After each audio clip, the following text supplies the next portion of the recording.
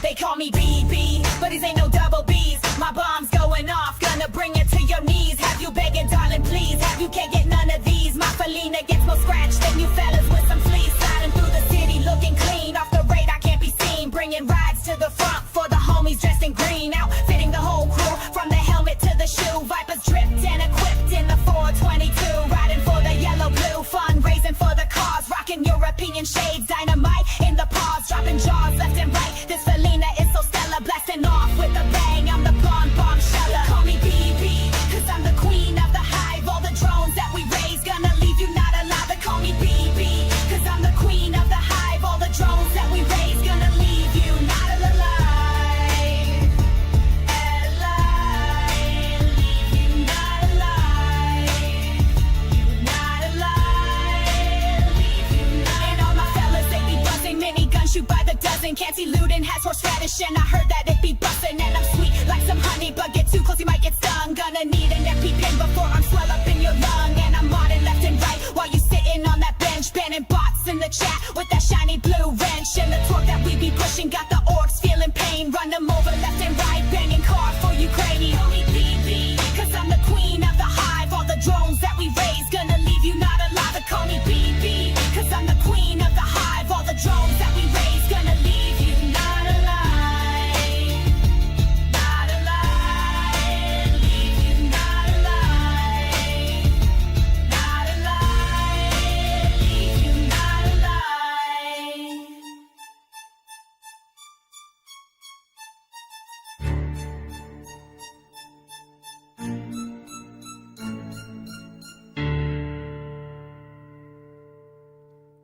Shout out to Blonde Bombsheller. How you doing today? That's her new video. Hope you guys liked it. Something I came up with late at night one night when I was in a strange place in my head. Thank you, Blonde Bombsheller. Thank you for moderating. Thank you for helping. Thank you for everything you've done. I hope you enjoyed that one. What's going on, guys? What's going on? Let's get into some news. I grabbed some clips today. First we gotta start off with some important news I don't even think I've covered yet. I don't even think I've showed this. Bam! Right here.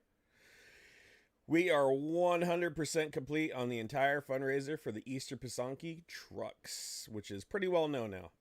But we did 222,000 euros, 2,179 donations. We blasted it out of the water. Laserpig came in 35,000 euros. Such a Mimus came in 28,000. ATP Geopolitics lent in 25. Rick the Ukrainian 22. Ukraine Matters 19. Shills, Silicon Curtain, myself, and Canty Luden, Mercado all at their 11,000 gold for their truck. Or translated 8,300. Tanya Fiona 31. Soypill 20, about 2,800. Bobby Yaga brought in 2 racks. Rudy Acosta Jr. came in at 1,300. And Rich from California at 1,200. PSO 1,100. On the Edge, $1,000, and Eric with 111 euros. We completed the fundraiser. Killer, absolutely killer. This is like, that's so huge. What is that, like $250,000 US? Maybe a little less. God, that's a lot of freaking money, dude. We just got them 20 vehicles. Talk about impactful. That's gonna make a big difference. That's a big win. And that was like, this is one of the best. You guys are the best. Like, all you did for this, for my little tiny community in Canties, we were able to raise a truck. It's just amazing. Absolutely amazing. Like, we're up against some big dogs. Like, hundreds of thousands of subscribers with some of these channels. And here we are, not monetized yet, under 1,000. So thank you guys. It's freaking amazing. Right? If that shows anything, it's that we've got the biggest heart in this community. So thank you guys. I appreciate the hell out of it. Now, pinned in to the top of the chat, we have Paige in Kansas. Paige in Kansas is going back to Ukraine, and she delivers aid to the front line, helps multiple units, helps a very sick Ukrainian lady who has cancer for her medicine. There's a lot going on there. Humanitarian aid for the frontline soldiers. Please, if you can, we're going to be supporting Paige for probably the entire through June. Probably through June. Or until she tells me to stop, or I gotta jump in and someone has like a super emergency. We're gonna be helping Paige. Paige, I don't know if you guys saw, I had her on the other day. We had a great discussion. Absolutely freaking blast to talk to her and hang out and just shoot the shit. And we did really good. We did really good that night. She called me and let me know that I think we raised like $500 just shooting the shit together with this interview right here with Paige. So I don't know if you guys caught it the other day. We just hung out. We talked about her experiences in Ukraine. She showed off some cool stuff. She told about her going back and how she's helping the soldiers, and shared some stories right there. And she's in Dnipro, and so she paints these, and you can kind of see inside there. That's a 30 millimeter BTR shell that a Ukrainian lady had picked off the ground and started making something beautiful out of. So you can use them like as a, I don't know, vase or something, but and it seems it's a little dark, but at the same time, the significance of it is Ukrainians taking something that's ugly and bad and making it beautiful again. And that, especially with these traditional patterns, is that mentality is part of the reason why they can keep going through this shit. And hopefully this won't continue to happen, but why they've for generations have been able to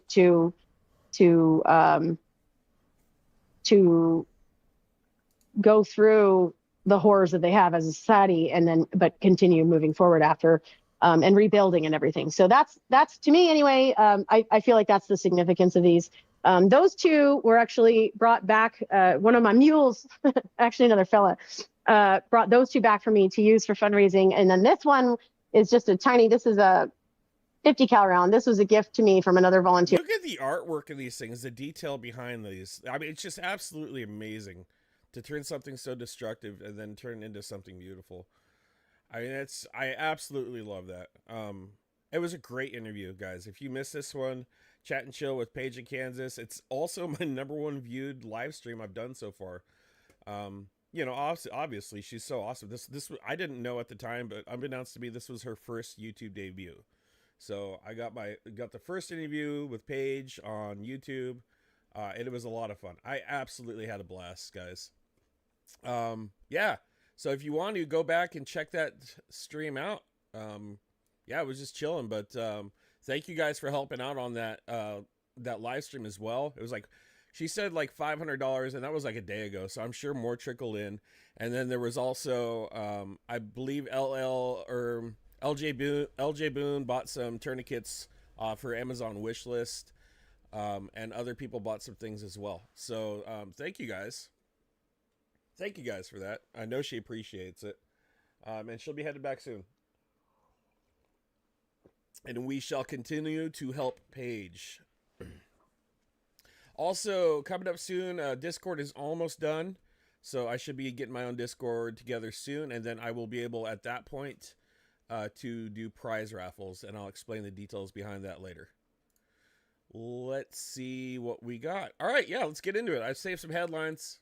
Oh, you know what? Before we even get into and inviting him to the middle. Before we even get into, dude, you guys, I'm about to ruin your day. Okay, DHS. Yeah, here we go. All right, guys.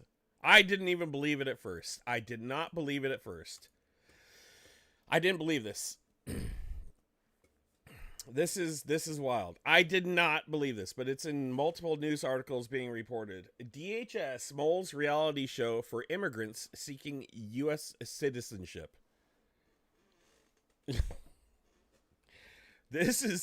We have Running Amigo coming now. Running Amigo. We've gone full circle. The Department of Homeland Security, DHS, confirmed it is in the early stages of vetting a potential reality show that would have immigrants competing for a fast track to citizenship. I can't even. Okay.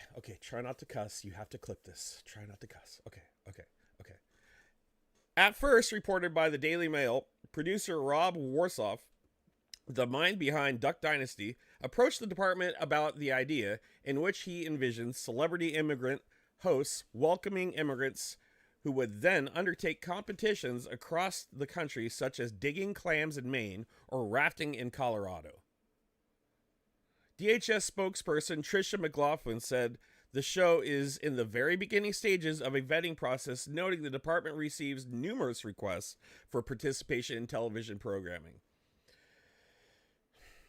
Secretary Kristi Noem has not backed or even reviewed the pitch of any scripted or reality show. Okay. The Department of Homeland Security receives hundreds of television show pitches a year, including documentaries following border agents. She said each proposal undergoes a thorough vetting process prior to denial or approval. Guys, the fact that we're even talking about having a reality TV show with immigrants is, to me, the epitome of disgusting and evil behavior. This is, back to the Running Amigo reference, this is like The Running Man. We are literally heading into this reality that absolutely, like, no cognitive ability to come up with better shows for our society, no will other than shock and awe. Let's have them fight, let's have them swim, let's have them survive and see if they're worthy to become an American citizen. This is disgusting, horrible, putrid behavior. Okay, I know we're all on the same page with this. The fact that we even have to have this conversation is mind-blowing. In an interview with the Wall Street Journal, Warsoff stressed that this isn't the Hunger Games for immigrants. Okay. This is not, hey, if you lose, we are shipping you out on a boat out of the country. Okay. He also told the outlet he had pitched the idea as far back as the Obama administration, but the project did not gain traction. Dude, some of these guys, I just don't know what world they live on. Warsoff, who immigrated from Canada, told the Daily Mail the show would be called The American. Also, the name of the train that would shepherd them around the country of the various competitions. This is, dude.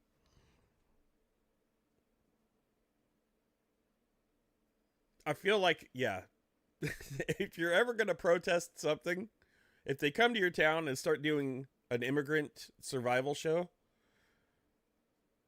that would be a good time to get out there with a bullhorn. I'm not affiliated with any political ideology. As an immigrant myself, I am merely trying to make a show that celebrates the immigration process money, celebrate what it means to be an American, and have a national conversation about what it means to be an American through the eyes of the people who want it most, he told the Daily Mail. Yes, of course. River rafting in Colorado and digging clams in Maine is something that all Americans do and we're passionate about, right? I just, all the time and money in the world to go to these places and do that stuff. It's pretty crazy. Next thing you know, he'll have them climbing under fences, fastest run through the desert competition. Who can hold the most cocaine in their backpack? Under the Trump administration, DHS has been approaching media differently from its predecessors, with Noem shooting a video from a Salvadorian prison warning migrants not to come to the U.S., to spending $200 million on an ad campaign thanking President Trump for his actions at the border. Meanwhile, behind the scenes, Kristi Noem is completely expending all the money from DHS. We're about to run out of funding by July. It'll be completely bankrupt, leaving us vulnerable for 6 months of whatever. We've already cut back on cyber warfare programs, and Russian and Chinese bot farms are having a field day. Field day upticks and hacking. They're just destroying us right now. Okay, so that's it. So yeah, in the works, Running Amigo. Probably the most disgusting headline I think I found out of the whole week this last week. But yeah, I thought I'd share it with you guys. Like I said, day ruined. Enjoy your coffee, though. Enjoy your coffee. How you guys like your coffee? I like mine with a little milk and honey. I'm different. So my concern is on the tariffs. Who pays tariffs, Mr. Secretary?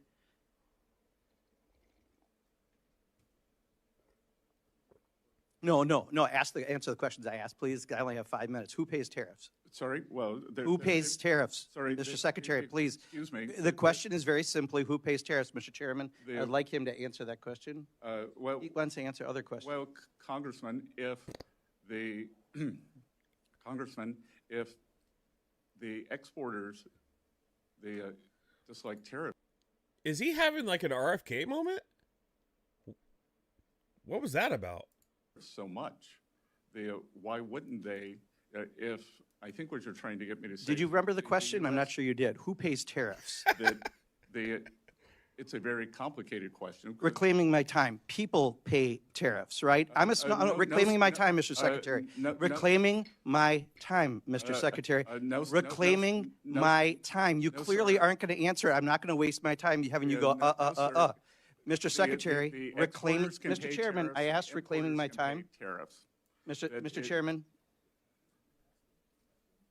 and I asked to reclaim my time. Did I not? No, I said reclaiming my time because he's clearly not answering it. So, yeah, so as a small business owner, and unfortunately I'd like that time back since you failed to recognize me for 30 seconds. So I just recently from one of my suppliers got the tariff surcharge on things. And in addition to the tariff surcharge, guess what else got raised? American-made walnut plaques. That has nothing to do with tariffs, but companies take advantage and do that. So right now, we are getting screwed right and left because of the indiscriminate use of tariffs. That's the reality for Main Street. And you go off to Beverly Hills for private investor conferences and talk about crazy Ivan theories. Answer that. What is the crazy Ivan theory of tariffs that you mentioned at the So I don't know if you guys have noticed in some of the major stores. I have noticed there's been different brands coming in, different brands with places like from Vietnam and other places circumventing the Chinese tariffs because the tariffs are too high. That was happening for a while. I don't know where that currently stands, but I did notice different suppliers from different countries coming in. Also to note, Apple was talking about going through India and circumventing tariffs that way and really screwing the United States. So it kind of backfired in Trumpy Dump's face. summit. Well, first of all, sir, I've had meetings with more than 50 small lenders. So I want to clarify that. I would also say that in game theory, strategic uncertainty, of which you seem to like the name Crazy Ivan. Well, it's your words, correct? Didn't you use Crazy Ivan at the? Well, you've used it 5 times. And That's the question, Mr. Chairman. I am saying the strategic uncertainty is part of negotiations. That should we say, Okay, here's what we'll accept. Please take this. Okay, I've got your answer. Thank you. I'm going to reclaim my time again. So for a small business, we don't have that luxury, right? When the ports are empty in California and we can't get goods and people are stocking up for Christmas goods, Crazy Ivan is great for, please don't take this offense, really rich people like you. But for people like me, it's not, right? That's what makes small businesses fail. And that's part of the detachment from reality. And they know this. They don't want small businesses. They're all buddies with these corporate monsters. They're all buddies with these gigantic businesses that can weather the storm. I covered that already. All the small businesses are going to pay. They're already freaking out. They're running out of their saved income. Why? Because most of the small businesses invest most of their income back in their company. And it's not in actual monetary value. It's invested back into it. So when radicalism comes in our economy, like outrageous tariffs on the main suppliers of whatever it is they're shipping down to the shipping materials, guess what?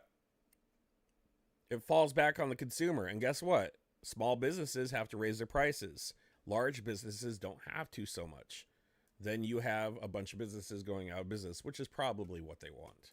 Well, that's what makes people lose their jobs. That's what makes the stock market tank. So I'll ask one more time, who pays tariffs? Sir, the history would show that it is a complicated mix of who pays the tariffs over various times. So that's exactly the problem. If your answer, and you are a very educated person, you have a very impressive bio, cannot answer the question who pays tariffs because you won't answer that, and you say it's a complicated issue. It's not complicated.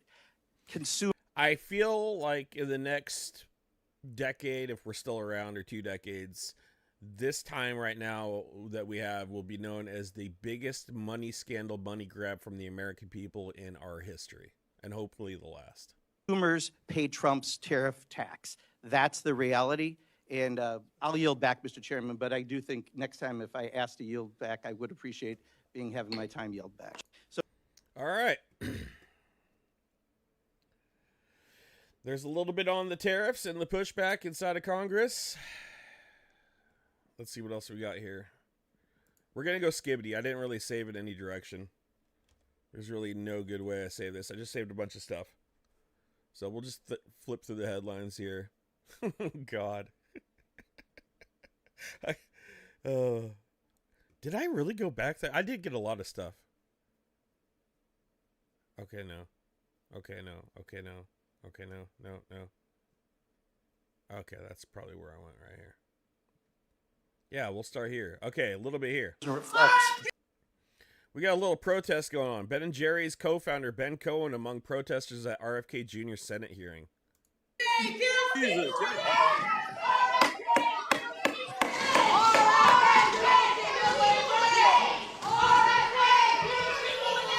The witness will suspend. The committee will come to order. Capitol Police are asked to remove the individuals from the hearing room. Members of the audience are reminded disruptions will not be tolerated.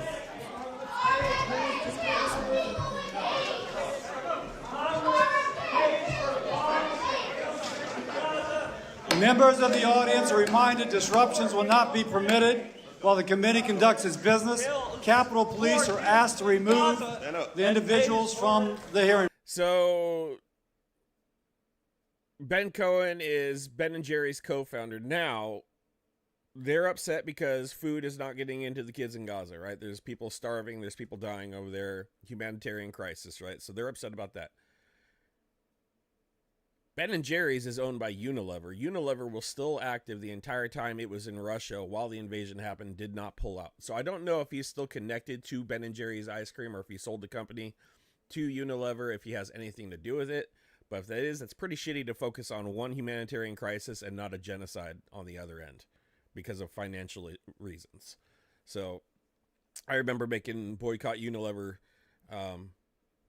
I think one of the ice creams I made was called Commies and Cucks, and it had Putin next to Jackson Hinkle on the little pint of Ben & Jerry's ice cream.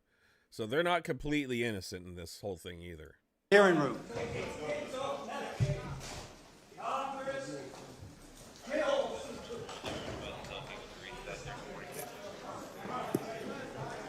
That was a made for C-SPAN moment. He got scared. Oh my God, they're finally coming. The secretary will resume. They're finally coming for me. You see that guy jump? What's all this noise? Why are these people holding these signs so upset?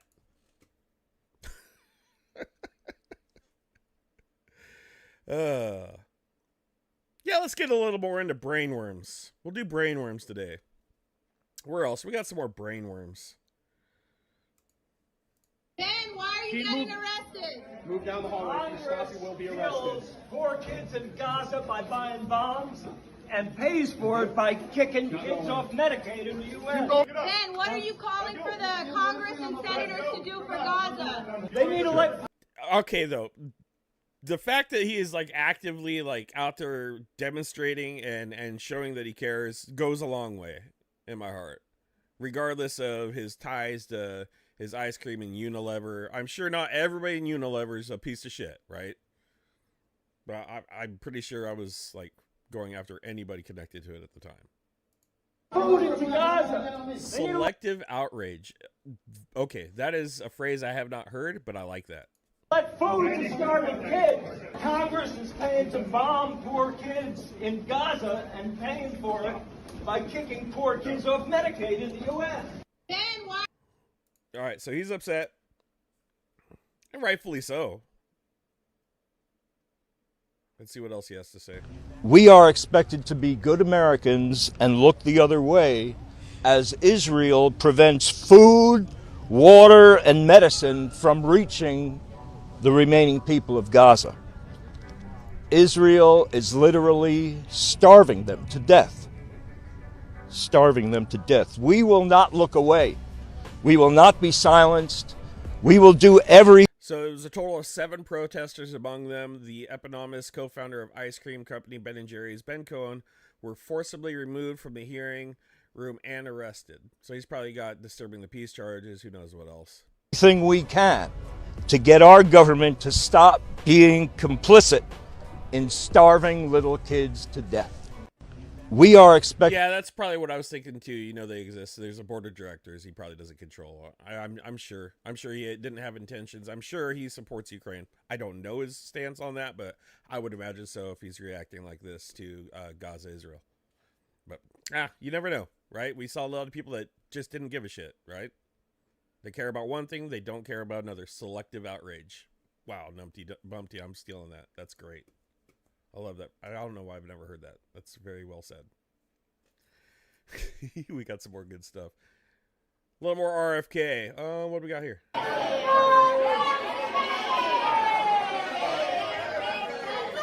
Protesters just stormed the Rayburn building during a congressional hearing on Medicaid cuts. Chaos in the halls. Shouting, chanting, arrests threatened. This is what happens when you try to gut the healthcare for millions while pretending it's fiscal responsibility.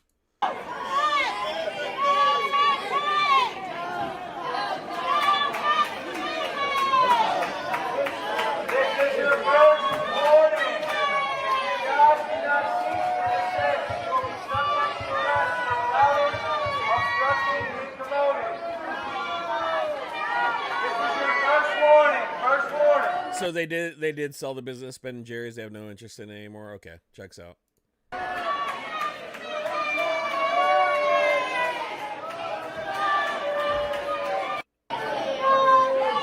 All right, well, more protesting going on. It's good to see. It hasn't stopped yet. I don't think it will anytime soon either. I don't think people are going to get tired of this. I think people are waking up, which gives me a little hope.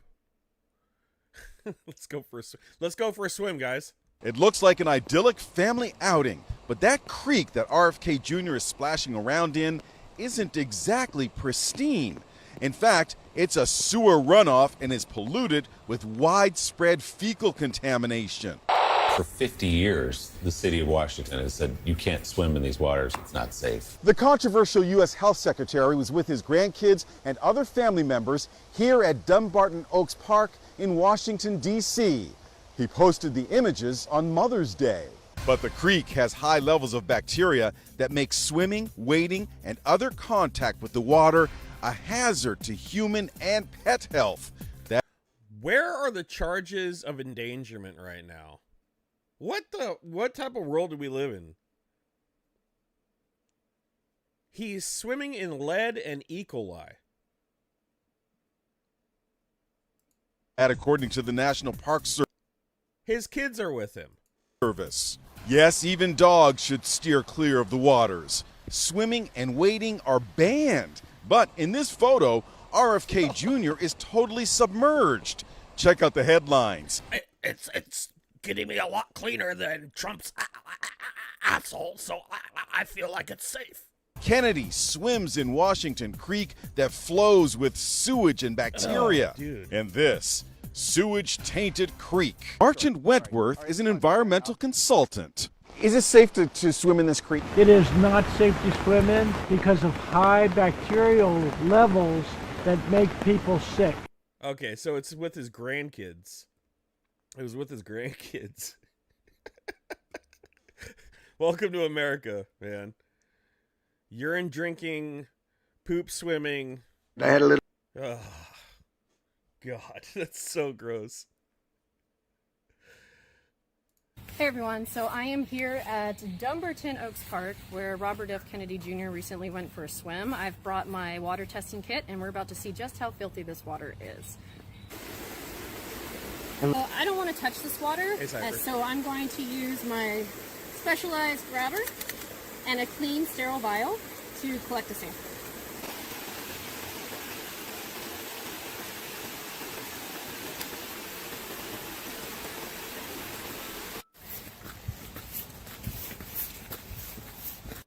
So this is about the spot where RFK took 2 small children to go swimming and completely submerged himself.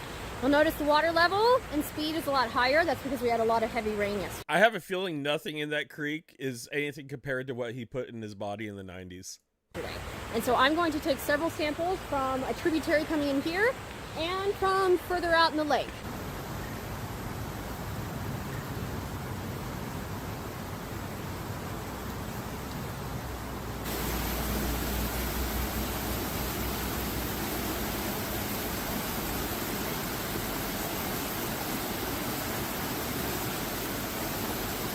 So we just collected our samples and we're heading back to the lab where I'll test for everything from E. coli to mercury and in between. If you want to see the results, go to mesoscalenews.com and subscribe today. All right, I had to actually go here and follow up. I had to see what happens. Hey everyone, so I am here at Dumbarton. Alright, so after getting rained on, my hair starting to curl, we are back at my house and I have my little lab set up with all of my testing instruments. Let's do a quick inventory. Pipettes, bacteria testing vials, gloves, rapid bacteria tests, tests for sulfate and nitrate and nitrite, a mask so I don't breathe any of this in, more bacteria test kits. So let's get started. Pretty good collection of some PPE there. 5 minutes later. Sodium chloride was much higher in our last sample. And the pH and carbonate was highest in our first sample. Additionally, the lead is pretty high as well. Still waiting on the nasty stuff. 5 hours later. All right, well, after just 7 hours, this one has already started to turn yellow, which means mazel tov, it's E. coli in the water. Ooh. Congratulations. Let's go dunk our heads in that?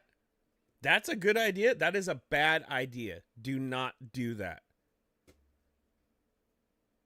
Bad idea. That is unnecessary risk. Why? Why would you?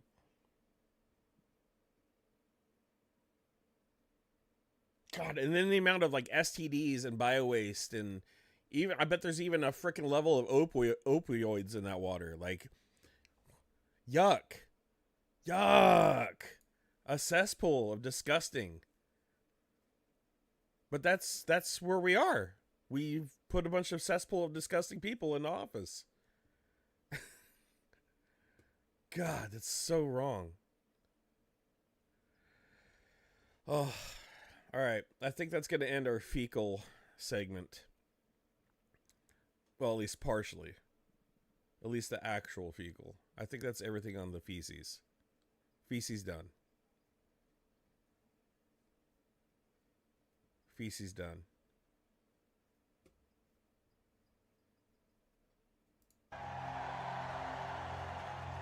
In my home, the America I love, the America I've written about, that has been a beacon of hope and liberty for 250 years, is currently in the hands of a corrupt, incompetent, and treasonous administration.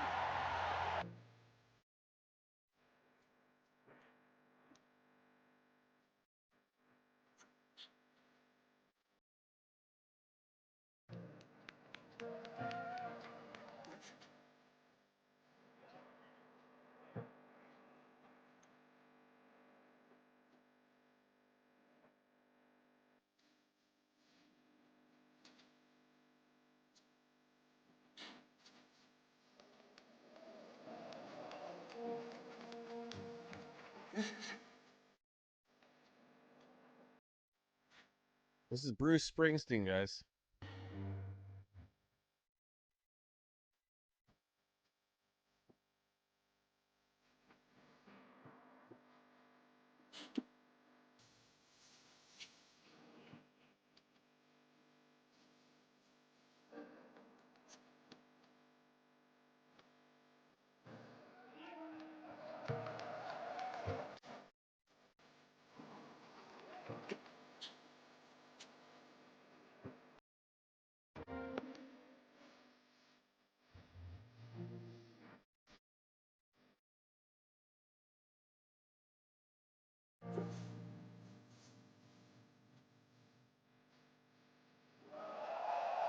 They have no concern or idea of what it means to be deeply.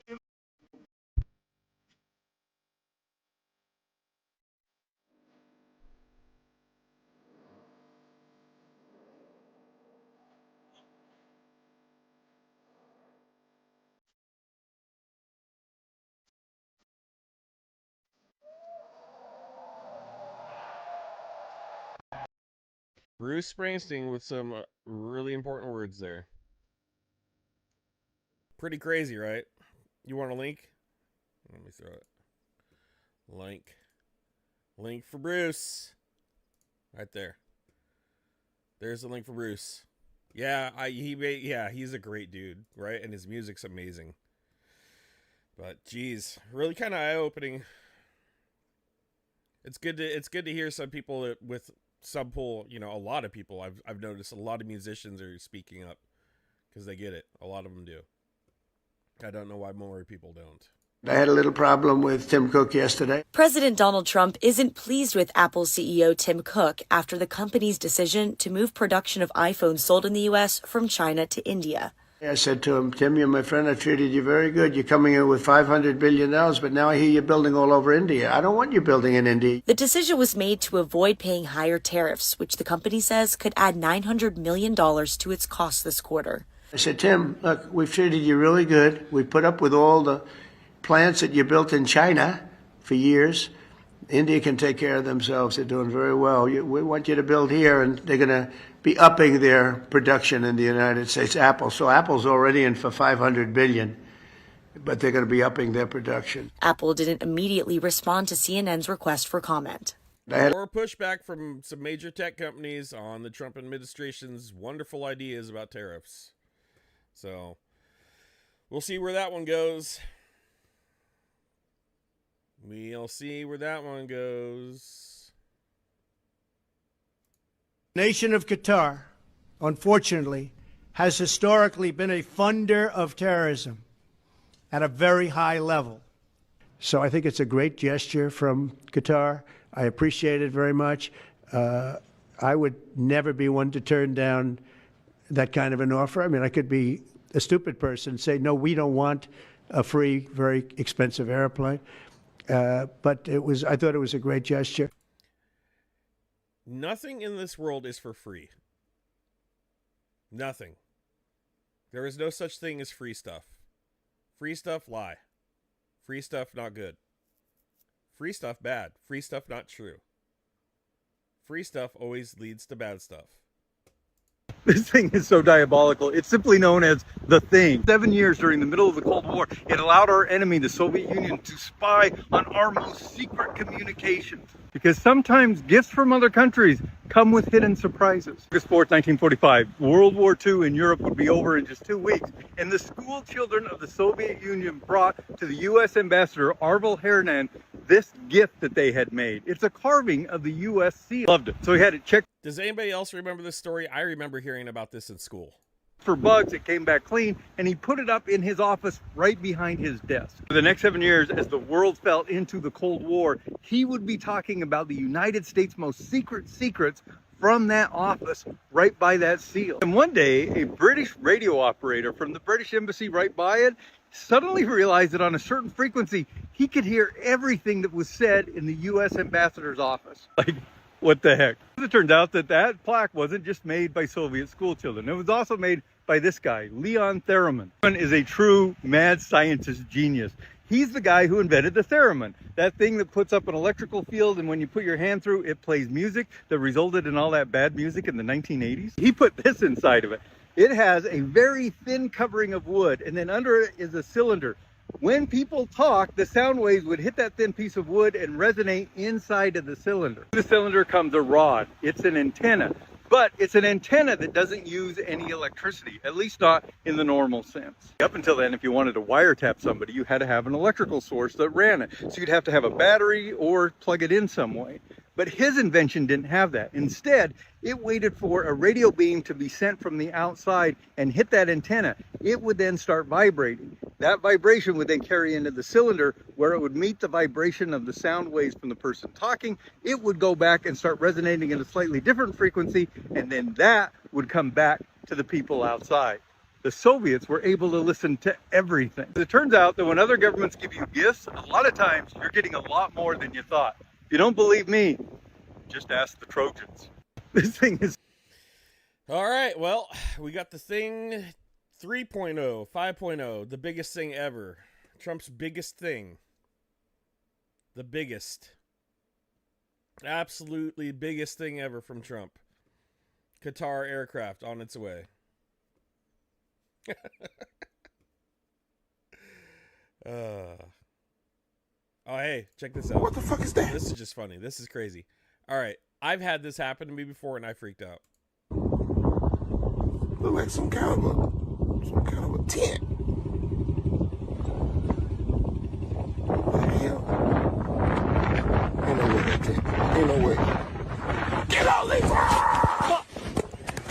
What the fuck is? Okay, that has happened to me. I went outside. I can't remember what I was doing. Maybe smoking a cigarette back when I smoked. I go outside and I see this light in the sky, right? I'm like, what is that thing? And it's like weird moving, like it was alive, right? I'm like, holy crap. I start getting a little scared. I'm like, what the fuck is this thing? It's flying at me. What is this? And it was just like bright orange, and it's coming. And all of a sudden, it just comes right at me. Wow, bam! Lands right in front of me. I was like, oh! I didn't know what was going on. It was a Chinese lantern. They were letting off Chinese lanterns. I don't know what. I thought I was under attack by a space alien. I didn't know. Oh my god. I laughed so hard when that thing fell at my feet. I was... Oh, that was a good time. Real good time. I'm giving you the opportunity to exit the vehicle. When I smash this window, you're going to get dragged out.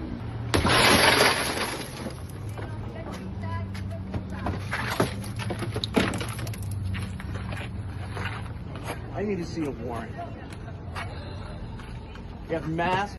Him diverting his eyes. Do we have a warrant? Shocking video of ICE agents smashing the window of a van is sparking outrage after the officials tried to detain an immigrant man. A video taken by a 16-year-old waiting for her bus to school showed ICE agents breaking the window, then arresting two men in downtown Waltham in Massachusetts after they seemingly ignored the agent's orders. Men taking people, abducting people without a warrant, without IDs. I'm giving you the opportunity. Wow, wow, wow. I'm glad to see that there's people out there starting to record all this stuff. That's really good. Like, it needs to be documented, and that's one thing we are allowed to do as long as you're not interfering. Definitely don't interfere, but we are totally allowed to document and ask questions. Totally allowed to do that. More on the Qatar jet. Excuse me, Senator. Could I get your reaction to Trump doubling down on accepting the $400 million jet from Qatar? I have zero issue with it. You have zero issue with it? Do you think it raises ethics concerns or national security concerns? You ever been to New York and saw the Statue of Liberty? That was a gift too. Do you have any safety concerns about... Did he just compare the Qatar jet to the Statue of Liberty?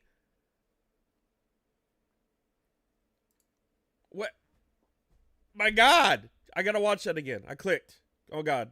Oh God, I clicked. Oh God. I clicked.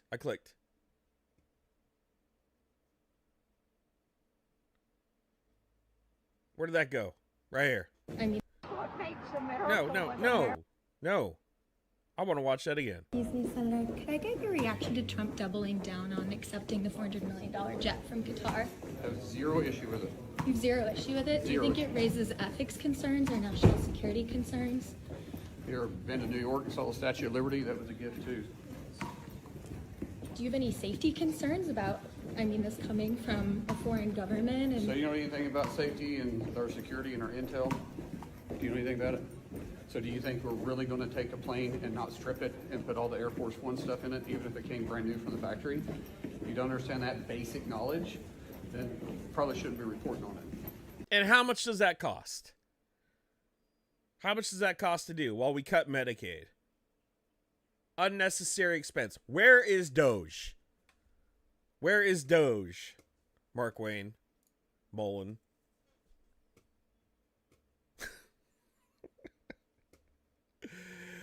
Mr. Moore.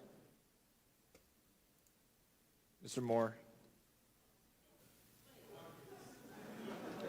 Your tax dollars at work, folks. Hey, you know what? He should have had coffee with Chungus. Mr. Moore, no. Mr. Moore. That's what you look like after spending a night with Matt Gaetz. This is the first and only time Vladimir Putin and Volodymyr Zelensky have met. Paris, 2019. A recently elected ex-comedian negotiating with a former KGB spy with 2 decades of experience on him. It was called a draw. No deal on Crimea or the Donbass. 2 years later, Russia launched the deadliest war in Europe since World War II. Now, more than 3 years into the conflict, Putin has proposed direct talks in Turkey. He said to establish a lasting peace. Zelensky will be there waiting, calling his bluff. Я вважаю, що неприїзд Путіна, знов ігри, це фінальна точка його демонстрації, що вони не готові до закінчення війни, а значить. Zelensky wants Trump to see that firsthand, inviting the US president to join. Trump floated the idea, but is sending envoys. They could produce some pretty good results. Our people are going to be going there. The EU's foreign policy chief predicts Putin... You know, if it was a serious enough topic for Trump, he would have been there in person. He would have been there. And he already said that, well, I don't think Putin didn't go. I don't think Putin went because I didn't go. Well, then go. If you really care about ending the war over there, if that's what your priority is, saving lives, there's drones that are killing the trees and firing the soldiers. Won't. I don't think he dares Putin, I guess. It only takes one to want war. And we see Putin has shown very clearly that he still wants war. The bloc is ready to impose a new package of sanctions on Russian energy and financial assets if no progress is made this week. Such threats fail to move Putin. Из ваших трудовых коллективов в том числе. The previous EU threat last Saturday did move Putin to propose the dialogue. Whether it's a stalling technique, to be determined in Turkey. Regional analysts say if Trump was also there, it could have put more pressure on Putin to come to the table. Trump even admitted that. And still didn't go. He was too busy sucking off other leaders like the frickin' UAE sheik. What a lot of people don't know, I think my staff is very surprised by it. You and I have been friends for a long time. I need coffee. I need more coffee. We've been good I'll be right friends. And what they don't know about you is that you are considered a truly great warrior. And you've been through the wars. You're a great warrior, a very strong man, a brilliant man, a man of vision like few others, and highly respected. When they know you, there's tremendous respect, and you're so respected in the Middle East. It's really amazing. You know, we've done the tour with two of your very good friends, you know that. And we were talking about you, and I won't tell you everything they said, but I can say it was all good. It was all good. I have absolutely no doubt that the relationship will only get bigger and better. Your relationship and mine can't get better, so I can't say it's going to get better because it's at the highest level it can be. Dude, he sucks them off real good. Go. Like, whew. They do have good tea, though. I like their Earl Grey with bergamot. Oh, my God. That's rough. Dude, where have we gone? Can you imagine Bush doing that? Oh, yuck. Oh, yeah. Speaking of yuck. If you're not an American citizen, you're here illegally, there's no due process. And I'm telling you, this is coming to a head. We are going to suspend the writ of habeas corpus if the courts keep ruling against this and don't allow these mass deportations to continue, just like President Lincoln, this was an invasion. The country's at war. He's commander-in-chief. It's Article 2 power. And this is going to come. Are you predicting that will happen, or first off, there is going to be a constitutional crisis before the. So Steve Bannon, a right-wing firebrand who helped build Donald Trump's MAGA movement, claimed the U.S. president would run for a third term. Court leaves. You know this. You just saw the federal judge in San Francisco last night ruled against him, his Article 2 power to basically rearrange and take, fire people in these agencies, et cetera. There's a challenge. The only way the Democrats are even winning right now is to delay, is to deny is to delay. They have no political operation. They have no counter argument. They have no populist economics. So what they're doing is getting more and more radical on these raids like they did in New Jersey yesterday. And the judges are trying to stop him. The Supreme Court's going to have to make a decision about President Trump's Article 2 powers, and we're going to see it. And I believe if the courts keep trying to slow him down, you're going to see him, as Stephen Miller laid out pretty well yesterday, and it'll be, I'm sure, developed over time, suspension of the writ of habeas corpus, just like President Lincoln did in the Civil War. Will Trump run for a third term? Yes. So and he'll win the third term. The 22nd Amendment's pretty clear on this, right? It's pretty clear what his Article 2 power is, and I think we have 250 lawsuits in federal court right now. So when people tell me that, it's pretty clear. It's pretty clear what the president's power is. It's pretty clear what his power is to basically reprogram. And he had a federal judge yesterday gave a temporary restraining order for the entire nation on 21 different agencies.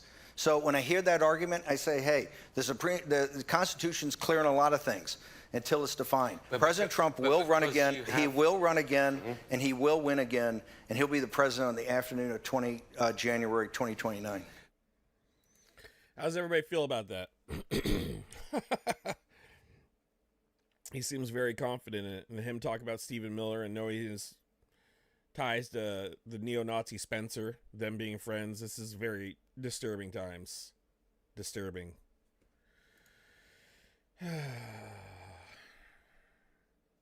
What do I think is going to happen in the midterms?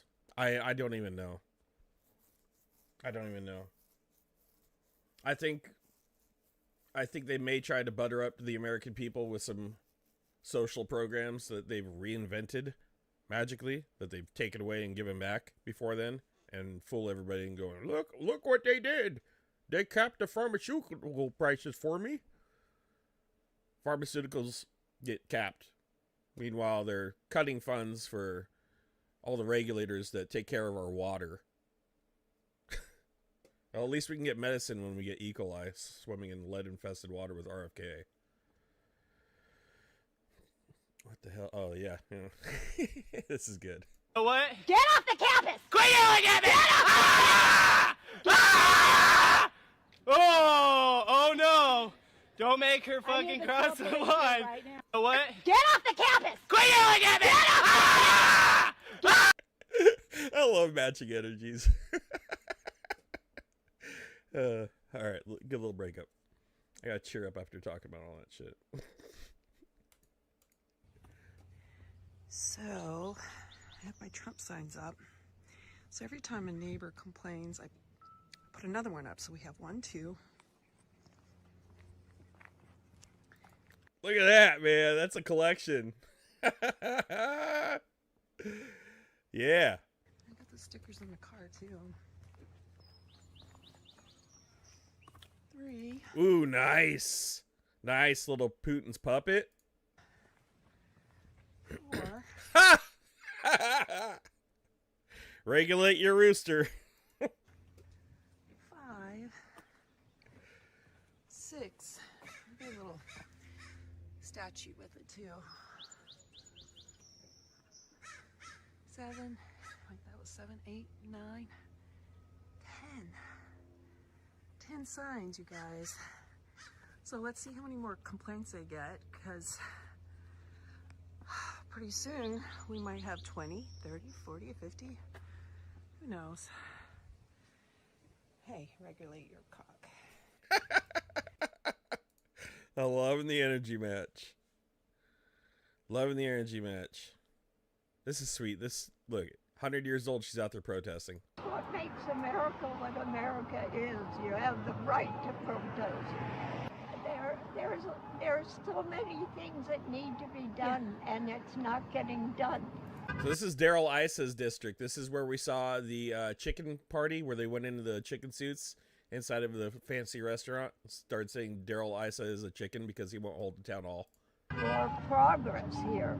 This is Escondido. This is a nice community, and this is a good place to start. And it doesn't do me any good to sit in my room.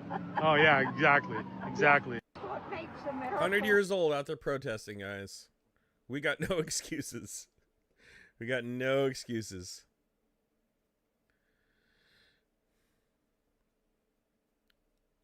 What else we got? Oh, yeah. Okay, Z going to Turkey. President Zelensky, Sky News, do you have a message for Vladimir Putin? I'm here. I think this is very clear message. President Zelensky, Sky News, do you have a Man, message? dude, every time he travels overseas into neutral countries, I am just like always so concerned for his well-being. Like, I know he's got bodyguards, but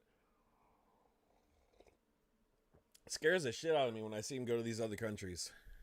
It really does. Or walk down the streets of Kyiv by, just filming, talking to people. It makes me nervous. But I am also, I am so honored to be alive. Like, as crazy as things are, guys, we only live so long on this earth, right? All of us. Eventually, it all comes to an end, right? We have been blessed to be alive in a time where this gentleman,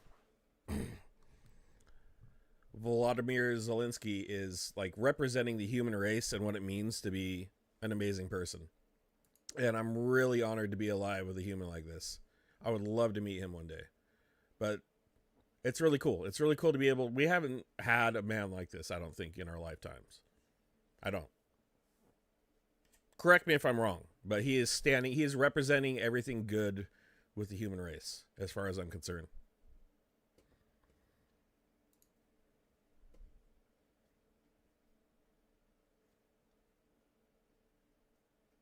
Yeah, it's scary when you watch him travel. Absolutely. All right, let's see where else we're going.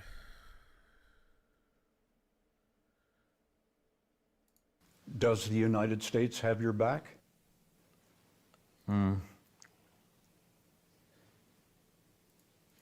Навіть в моїй цій паузі є проблема.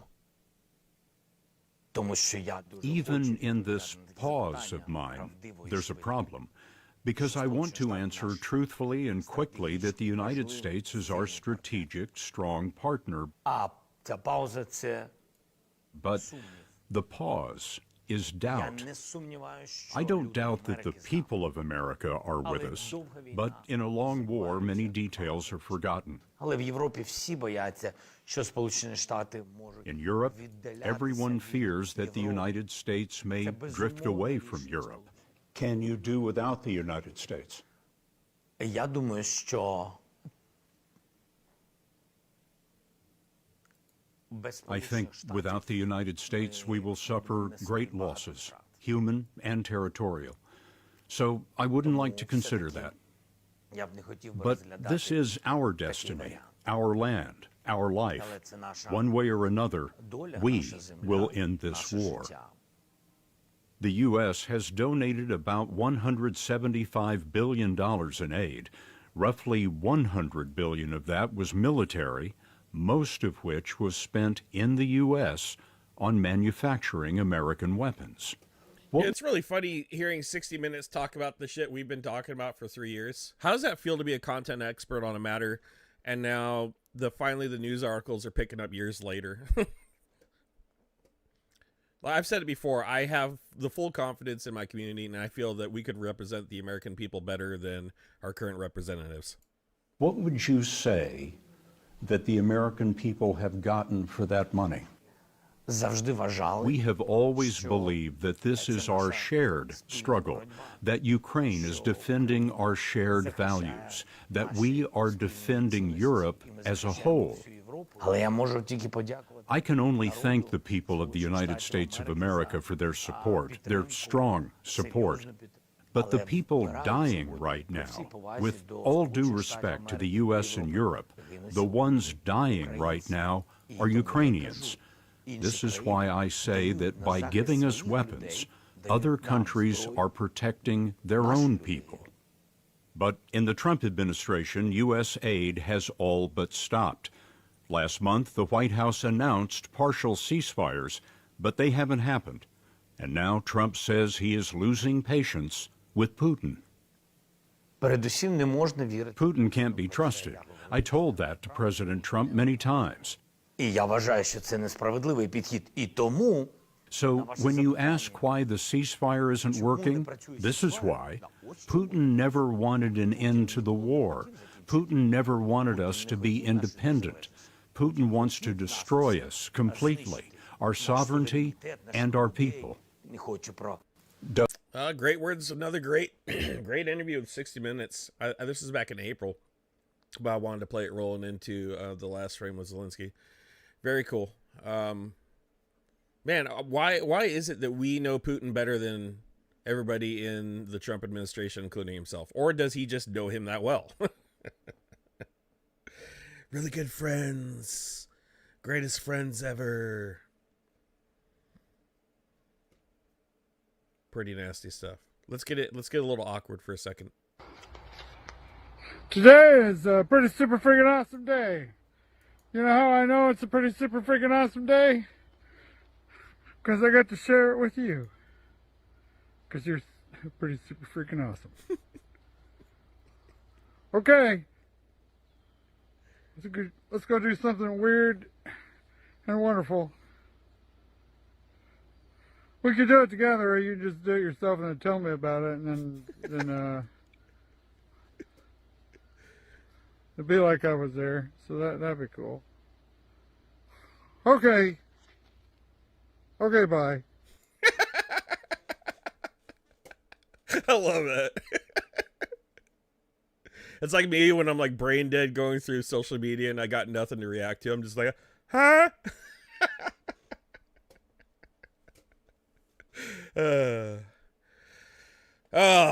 Okay. Oh, yeah. This is actually, you know what? Let's take a break. I like watching this dude.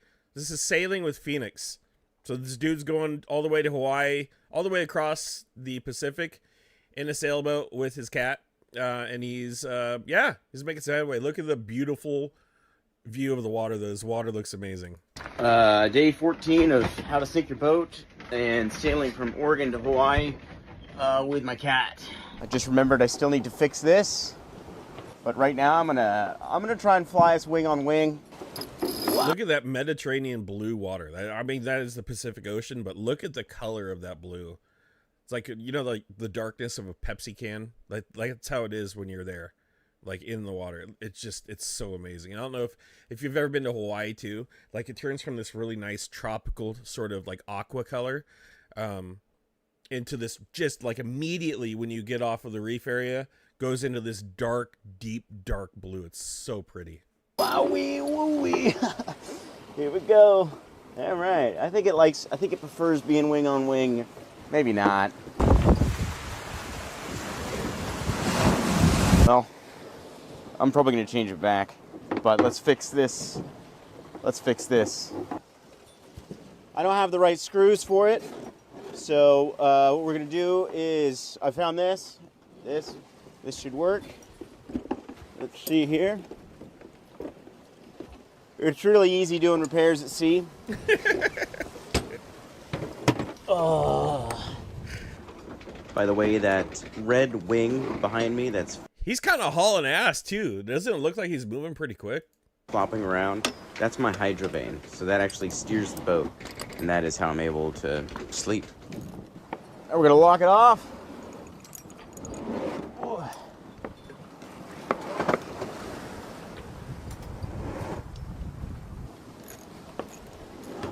And that, ladies and gentlemen, is how you do a repair at sea.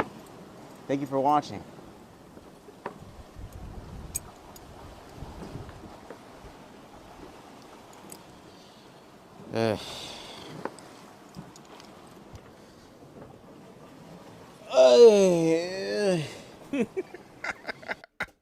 The mental anxiety from being alone. It happens. I enjoy my time alone. I do a lot. I enjoy having peace and quiet once in a while, but after a while, it just makes you freaking weird. Way too weird. Cool dude. Jesus was here right now. Would you let him in? As long as he went through the proper, as long as he came here legally. As long as Jesus Christ came to this country legally, we would let him in. Thank you, gentlemen. Thank you. No, thank you. That's pretty intense. Yeah. I feel like Jesus was kind of like a big open border socialist. Well, that's interesting that you say that. Well, there are some things that, Saw we the stranger and took thee in, or naked and clothed thee. As ye have done it unto one of the least of these, my brethren, ye have done it unto me. What do you think it's about? The only thing I can say is until we get our own people under control, I'm not worried about anybody outside this country. We were talking about immigration. There were some parts in it that I thought were like pro-immigration. They are. Jesus was an immigrant, right? Illegal immigrant? No, he was born in Nazareth. It was like an anchor baby. Raised in Egypt. He did not apply for visas. He never came in through any country legally. If people come to our country and we don't give them home, we don't give them food, we don't give them water. If Jesus was here right now, would you let him in? As long as he went through the proper, as long as he came here legally. Unreal, man. Unreal. They go to church on Sunday, but have they read it? Makes me wonder. Makes me wonder. I have. I questioned the same questioning 20 years ago in Bible studies when I heard them talking about Republican Party and having guest speakers who were running for representatives. And I said, what are they doing here? What are we doing? Oh, that's just how all the young generation thinks nowadays. Oh, blah, blah, everybody wants to do their own thing. Blah, blah, blah, blah. That's how the devil gets you. Okay. Whatever you say, dude. Trump then says, other than the United States, Saudi Arabia is the hottest country. Right, Mohammed? Right? You're hotter than I am. We are rocking. The United States is the hottest country, with the exception of your country, I have to say, right? I'm not going to take that on. No, Mohammed, I'm not going to take that on. No. Wouldn't that be a terrible thing if I made that full statement? But I will not do it. You're hotter. At least as long as I'm up here, you're hotter. Mohammed, you're so hot. I'm melting in my huge boxer shorts. There is no greater crush in the world. There is no more, the Leo DiCaprio and Kate Winslet in Titanic has nothing on Trump's love affair with authoritarians. And of course, this is the same crown prince that ordered the murder and dismemberment of Washington Post journalist Jamal Khashoggi. But Trump's unfazed. Actually, he's not even unfazed. He's smitten. It's beyond diplomacy. It is a full-on crush. And then Trump starts flirting with the crown prince. How do you sleep at night with the job you're doing? How? Mohammed, you sleep at night? How do you sleep? Huh? Just thinking.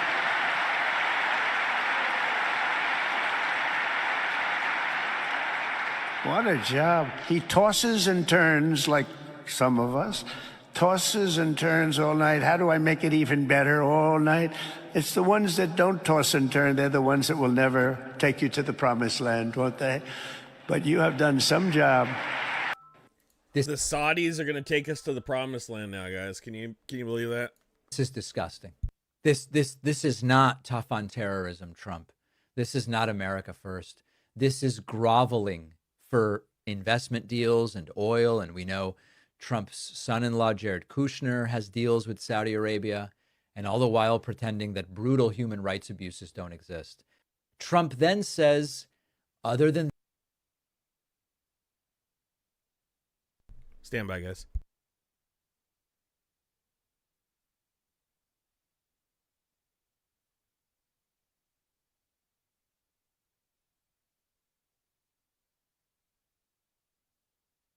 I'm receiving strange phone calls right now. Very strange. More Saudi sucking. United Arab Emirates, UAE. We'll just do that. Sucking. Absolutely, Trump is just cucking to the Middle East right now. In a terrible fashion. Speaking of terrible fashion, oh my God, let's get into the terrible fashion. I liked it because it's similar to a Rolex band. Showing support for the president and love for his wife. Thought it was really nice. It was beautiful. And I knew it would be something that she'd like. A limited edition. One of 250. So that attracted me. And Tim Pettit shelled out $640 for a watch that may now be even more of a one-of-a-kind than he bargained for. Get your Trump watch right now. Go to gettrumpwatches.com. It's Trump time. Pettit bought the watch after hearing an ad like that one on the radio. With the president's voice, hawking the watches, and I was curious, so I went onto the website. GetTrumpWatches.com. Pettit picked out the pink inauguration first. Anybody get their wife a Trump watch in my chat? You can just go away now. Lady model. It has the pink and it has little fireworks on it. Melanie Pettit likes the style, but it's what this watch does not have that makes it stand out. I noticed it right away. The T is missing. It just says RUMP. So it should say Trump. Should say Trump. Instead, it says rump. She has a $640 rump watch. Go get your rump watch, folks. Watch. How could they process this and go through something without checking their work? I'm very disappointed. I want it to be a special thing for her.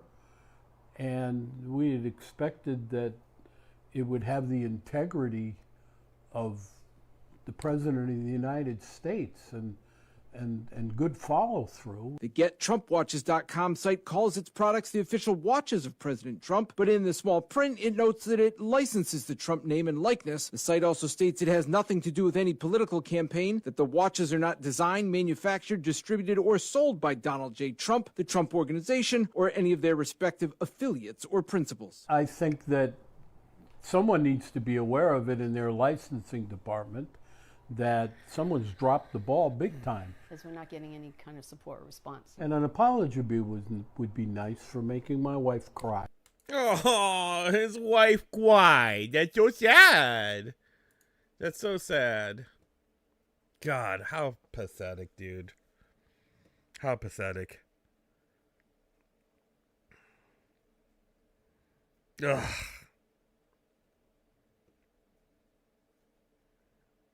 How could you spend $640 on a watch? I just don't understand that. I know maybe it's a cultural thing. I don't know. I like my expensive sunglasses, so okay. Fair enough. Accessories are cool. I like having a nice pair of Ray-Bans. I buy a new pair every year. But they're like $200. $640 on a rump watch? Come on, guys. What? Wow. But they're the ones that are going to complain about the economy, right? They're the ones, oh, the economy sucks so bad under Biden. But I got money to go spend on a $640 rump watch. Fucking, the hypocrisy is crazy. Today I want to talk about the art of the deal, because Donald Trump has been busy making deals. Not his promised trade deals. Those are heavy on promises, but very light on actual deals. Not any deals in Congress to lower costs for the American people that could make it easier to afford a home or to buy groceries. In fact, with fewer cargo ships arriving at our ports and our closest allies and neighbors boycotting.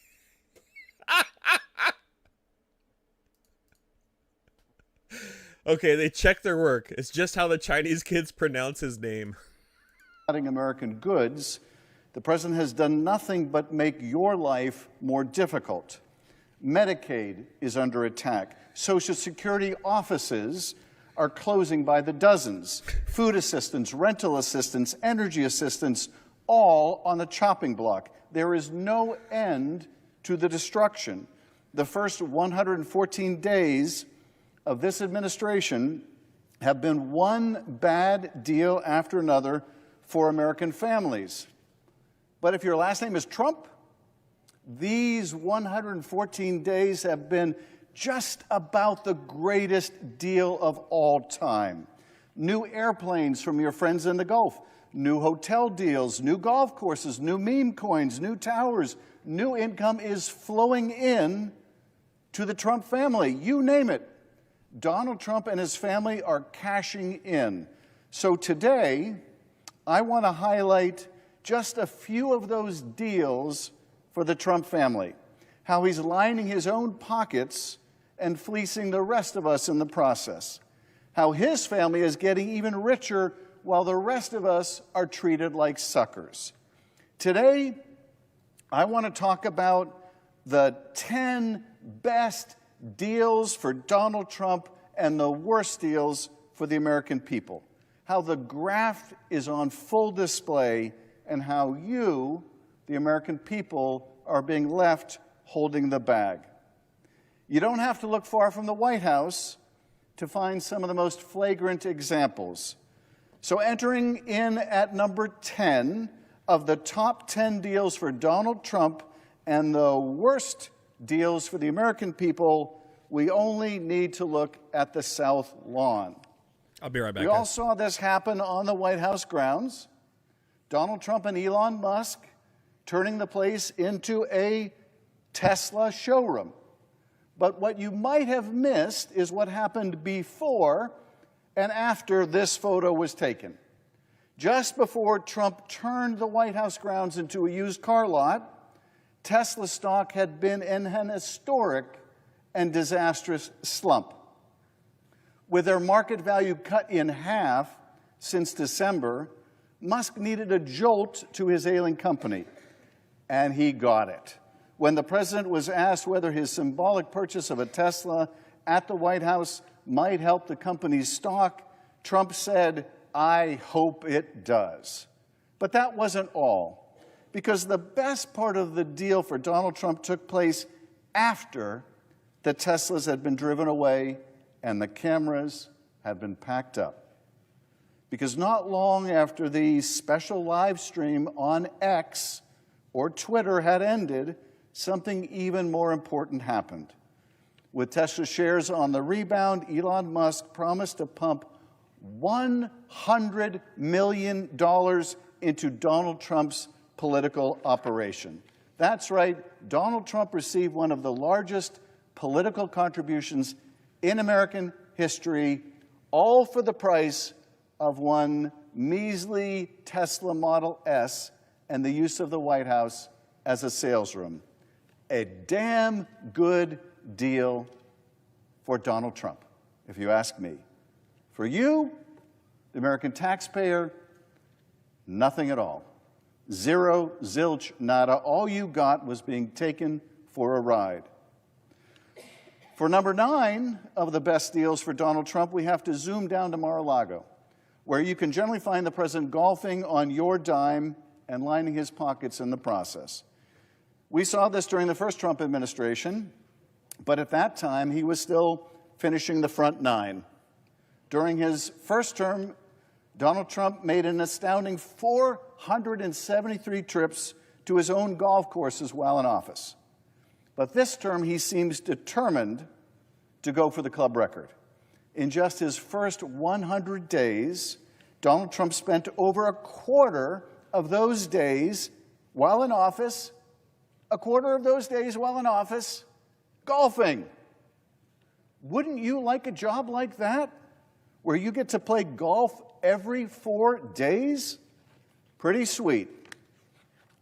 Through market collapses, Donald Trump is out on the golf course. Through national crises, Donald Trump was out on the golf course, enjoying the golden age in his golden golf cart, playing the back nine, while you struggled to pay your rent or your mortgage, which is bad in and of itself. that the President of the United States is spending so much time when there's so many challenges facing American families out on the golf course. But that's not even the worst of it. Because guess who is paying for all that golf? You are.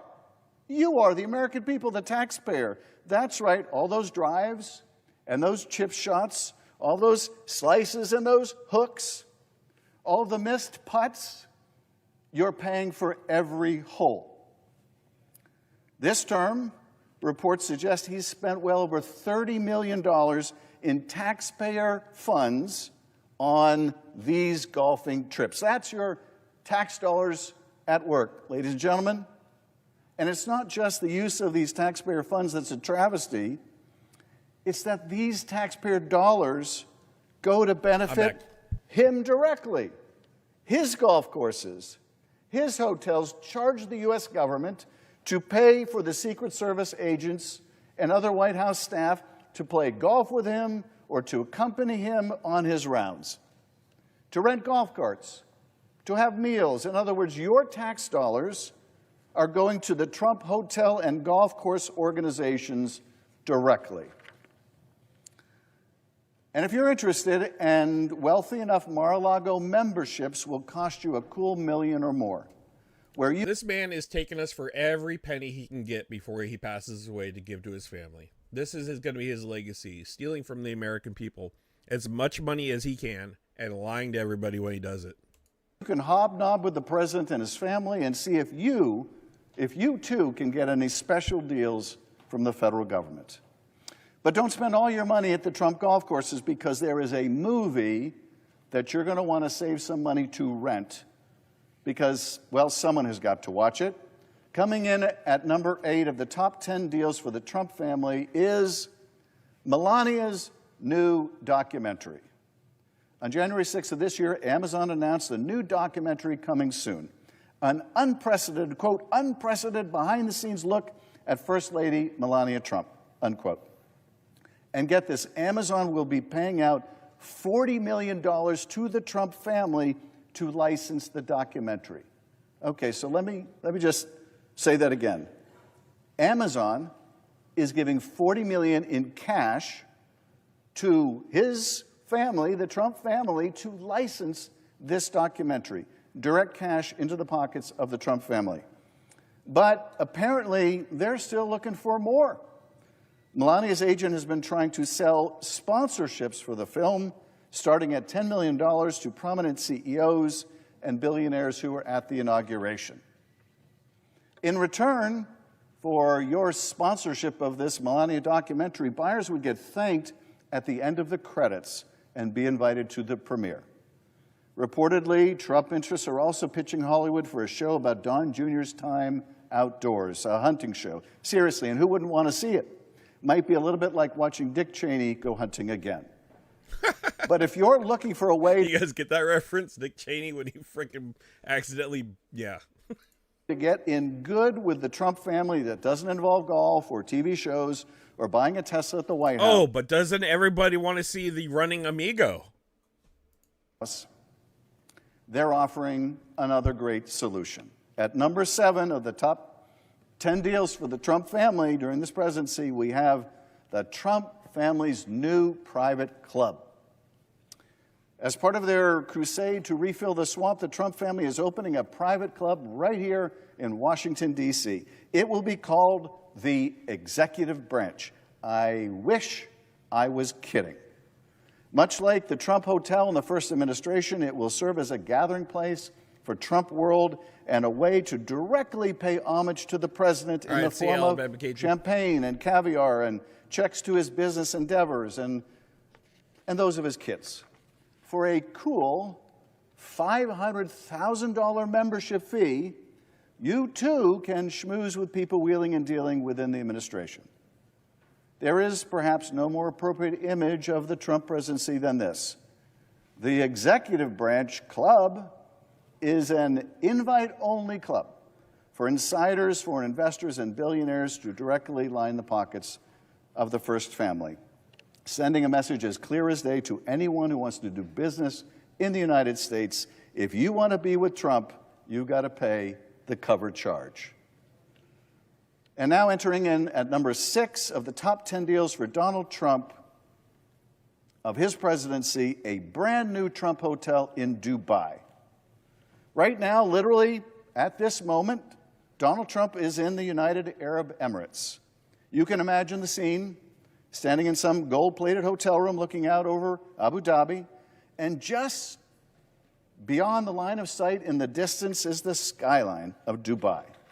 A skyline that, as of a few weeks ago, is likely getting a new feature cutting through the night sky.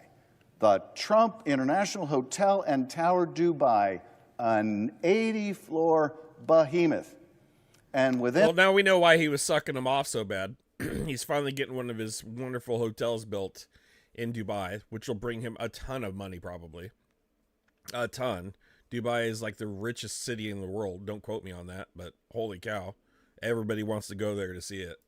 Within it, luxury residences and exorbitantly expensive hotel rooms, apartments that start at a cool $2 million and penthouses that'll cost tens of millions of dollars. Even better, if you can't make the Trump new club here in D.C., there's going to be an exclusive members-only club right there in Dubai. In their words, quote, set to redefine the meaning of exclusive luxury. All benefiting, that's right, Donald Trump and his family.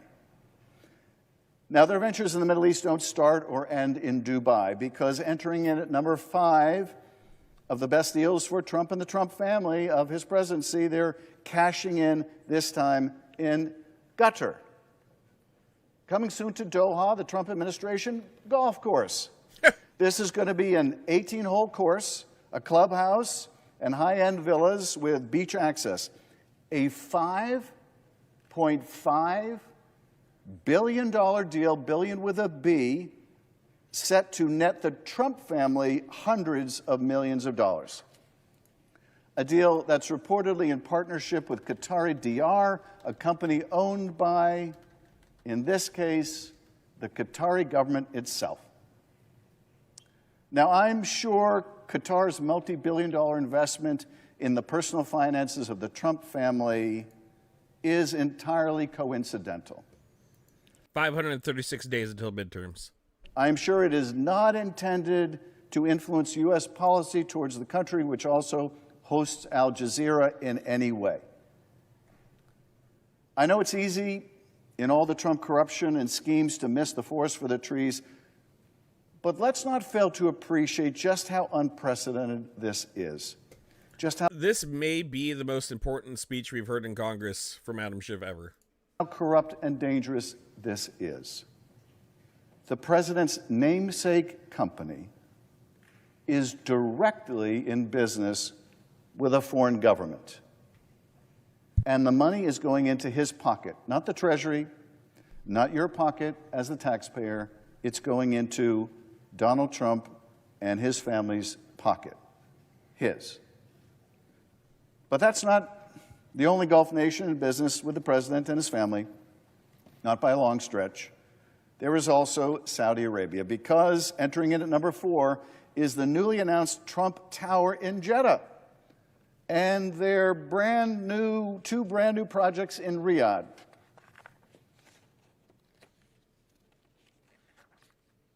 These will net the Trump family millions as well. And this isn't the first time the Trump family has cashed in with the Saudis. Months after Trump left office the first time, Jared Kushner's investment firm received a $2 billion investment from none other than the Saudi Crown Prince.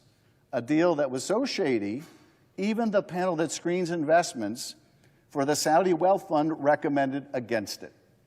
Imagine that. But they were overruled by higher-ups in the Saudi royal family, and the money went straight into the Trump family's enterprise. $2 billion. But it's not just Donald Trump and his family that are cashing in at your expense. The world's richest man is using his role, too, as a special government employee to cash in as well, because even when you're the world's richest man, as Elon Musk is, enough is never enough. Entering at number 3 are Elon Musk's shady Starlink deals. Elon Musk, when he's not tweeting or firing essential government workers, is turning his company Starlink into a global superpower. How? By using the sway of his position and his proximity to Trump to negotiate a whole raft of deals with foreign nations to purchase his Starlink satellite systems. Just look at what happened with the nation of Lesotho, located in South Africa. Donald Trump slapped crippling tariffs on the country. In hopes of a trade deal, they came to the table, and that meant coming to Elon Musk's table. To understand this best, I want to read verbatim from a leaked internal State Department memo. Quote, as the government of Lesotho negotiates a trade deal with the United States, it hopes that licensing Starlink demonstrates goodwill and the intent to welcome U.S. business. As the government of Lesotho negotiates a trade deal with the U.S., it hopes that licensing Starlink demonstrates goodwill and intent to welcome U.S. businesses. This is from the State Department's own cable in black and white. It's just pay to play to get out from under the tariffs that Trump imposed on Lesotho. That country is going to buy Elon Musk's satellite system. Wow. Pay off Trump's machine, and maybe you'll get a trade deal. And of course, it isn't just the poor country of Lesotho. In February, Elon Musk met with Indian Prime Minister Narendra Modi in Blair House, a government building just steps from the White House. Their meeting was private, but the results were very public. Shortly after the meeting, India announced 2 Starlink distribution deals. Millions into Musk's pockets negotiated steps away from the White House. Since then, since the imposition of these tariffs, since the need of other countries to come in and to negotiate tariffs away with the Trump administration, Elon Musk has reached deals with Somalia, the Democratic Republic of the Congo, Bangladesh, Pakistan, and Vietnam. And that's just what we know about so far. But I promise you, this will not be the end of it. It's among the most obvious, egregious, and dangerous acts of corruption in American history. Want out from under a tariff? Make a deal with Elon Musk and Starlink. And they're barely trying to hide it. Which brings us to number 2 of the top 10 deals for Donald Trump as president, and the top 10 ways that the American people are ending up holding the bag. Because Qatar isn't just investing in a new Trump Tower at home. The Qatari government is also gifting the president a new Air Force One. An aircraft so opulent that they're calling it a sky palace, a palace in the sky. A $400 million gift for Donald Trump. All in just 4.5 months. Yes, we have years more of this corruption and the American people suffering. Years. That taxpayers will have to pay to debug. You can imagine all the national security implications of getting a airplane with all of its electronics and all of the venues you could hide eavesdropping equipment. You could imagine what will be necessary to debug an aircraft like that. It will need to be retrofit and upgraded to meet the standards of an Air Force One. It will cost taxpayers a fortune. And their plan, the Qataris' plan, is to gift the plane to the Trump Presidential Library before Donald Trump's term ends. That way, the president can keep using it as he pleases. That way, Donald Trump, in addition to his own private plane, in addition to Air Force One, which he is very upset with because it's a few decades old and, you know, it just doesn't have the amenities that Donald Trump has come to expect, he gets to keep this palace in the sky. While American airports are in crisis, air traffic controller shortages, radar blackouts, massive delays, and surging prices for you, the passenger, this is what the President of the United States is focused on. not bringing down airfare for you, not dealing with those luggage fees and all the hidden costs when you buy airplane tickets. No, that's not what the President of the United States cares about. This is what he cares about. He cares about getting a $400 million gift from the Gutteries, which he calls a nice gesture. Giving a whole new meaning to the term nice gesture. I kind of associate nice gesture with maybe someone picking up the tab at Chipotle, or maybe giving me a ride instead of having to take an Uber somewhere. But for Donald Trump, a nice gesture is a $400 million palace in the sky that he gets to keep or make use of when he's no longer president. Never mind that the gift violates the Constitution's prohibition on a president receiving gifts or emoluments. Never mind that it violates the Constitution. That seems to be of little concern to the president.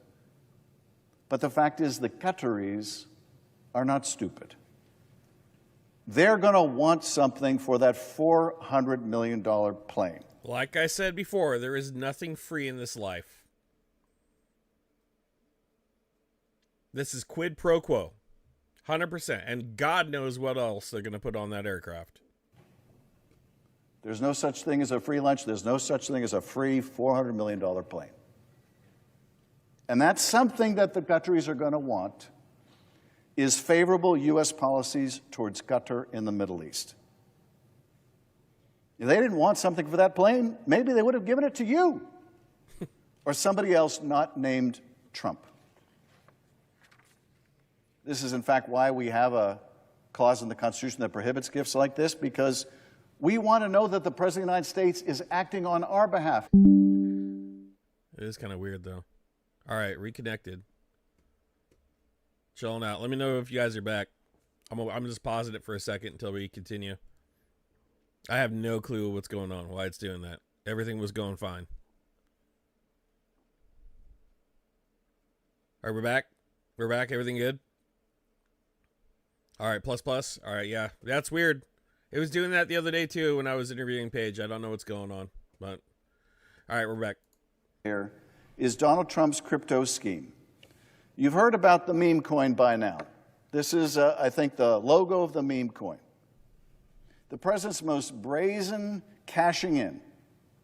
A corrupt effort that's already made him and his family billions of dollars between its soaring values and the trading fees. Now, this meme coin's gone up and down in value, but the thing is, every time it gets traded, every time it's bought or sold, this guy gets a cut. He gets the fees, estimated already at the value of hundreds of millions of dollars. It's like posting his Venmo account online, inviting personal monetary tributes from foreign powers, foreign investors, or anyone else who's willing to pay up. You've heard about the private dinner that they're offering associated with this meme coin. The top 220 meme coin owners, many of whom are foreign investors, invited to a private dinner with the President of the United States. Businesses are buying and jockeying to be one of the favored few, who also get a private audience with him if they're willing to buy millions of meme coins, not to mention a personal tour of the White House. But beyond the meme coins and the dinner parties, there's something else also brewing behind the scenes. As I speak, Eric, Trump, and Don Jr. are getting into the action, jetting around the world, building their own financial empire in the crypto business space. In Dubai, the Trump family's World Liberty financial firm announced a joint venture capital firm. How much will he sell the U.S. nuke codes for? Who says he hasn't already? Didn't he have private information on the, what was that, in Mar-a-Lago with the confidential classified records that he had? Wasn't there was military plans in there and other things, right? Backed by the government of Abu Dhabi that would invest $2 billion using Trump digital currency. Now, I know it's hard to keep all these billions apart. You got the $2 billion investment in Jared Kushner by the Saudis. You got $5.5 billion investment by other Gulf nations in Trump properties. You got $2 billion here, $5.5 billion there, another $2 billion here, and pretty soon you're talking about serious money for the Trump family. This deal alone will generate hundreds of millions of dollars in revenue and fees for the Trump family. So that's the art of the deal with this president. Trump gets rich, you get screwed, over and over and over again. It's obvious to anyone who looks, but it bears repeating. He does not care about you. He does not care about making your life better. He does not care that prices are soaring or that home ownership seems impossible. He doesn't care if you have to choose between rent or groceries, let alone whether you'll be able to take that family on a vacation that you've dreamed of. He doesn't care if the health care you rely on gets cut or your local Social Security office closes down. He doesn't care. If it helps pay for his billionaire tax cuts, it's all the same to him. He does not care. Trump cares about one thing and one thing only. The same thing he cared about when he wrote this book. And the same thing he's focused on every day of this presidency. Deals to make himself richer, to make his family richer, to make his billionaire friends richer. And my colleagues, he is succeeding. He is succeeding beyond his wildest imagination. He will likely make more money in the next 4 years than he did in his entire life up to that point. In fact, he probably already has. With new gold-plated skyscrapers around the world and a suite of new golf courses to match, a fancy new plane, a speedy new Tesla with the richest man in the world in the passenger seat, a crypto empire and projects around the world that will keep the gravy train going for generations. And no matter what wreckage he leaves behind here, he knows that he can head off to one of those gold-plated skyscrapers, look down on the rest of us, and chuckle at his good fortune. The art of the deal, indeed.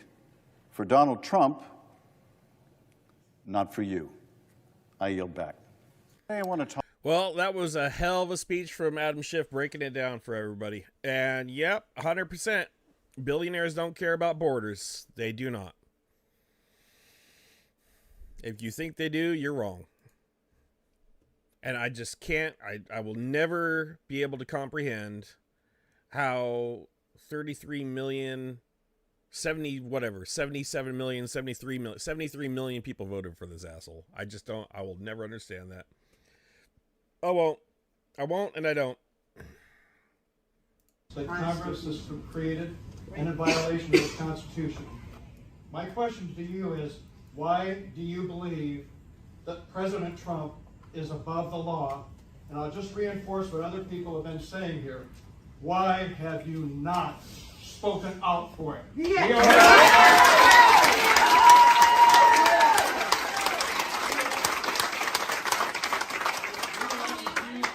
Job, and we have trusted you with our votes. We have sent you to Congress for decades.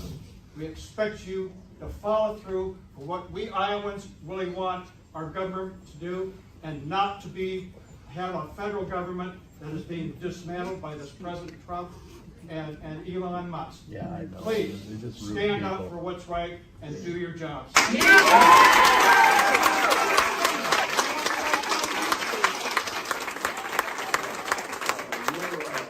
Your statement gives me a wonderful opportunity to explain to you that Where did they dig this guy up from?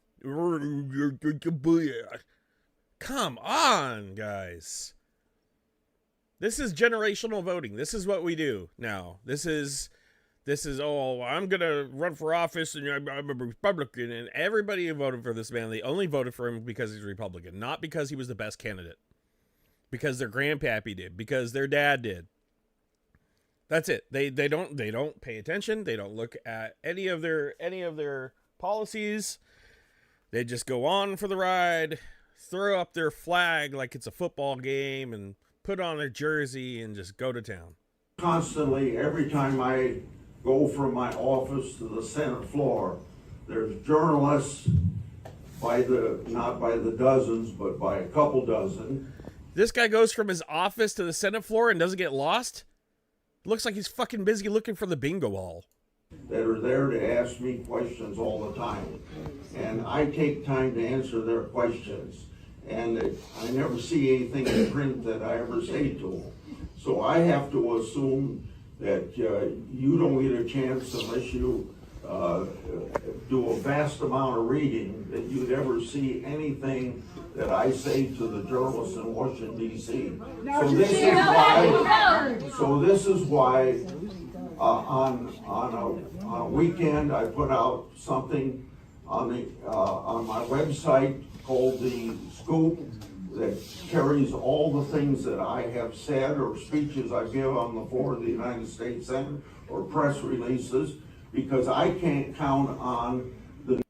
You can't count to 10 anymore. God. Anyways.